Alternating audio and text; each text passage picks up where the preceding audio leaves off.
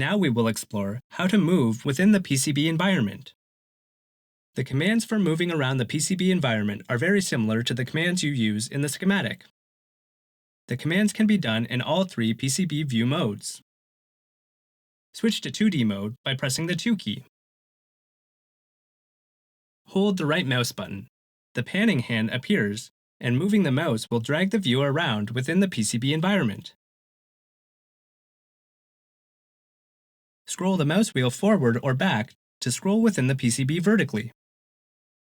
Hold Shift while scrolling the mouse wheel to scroll horizontally. Hold the Control key while scrolling the mouse wheel to zoom in and out. Zooming can also be accomplished by pressing and holding the mouse wheel down and moving the cursor.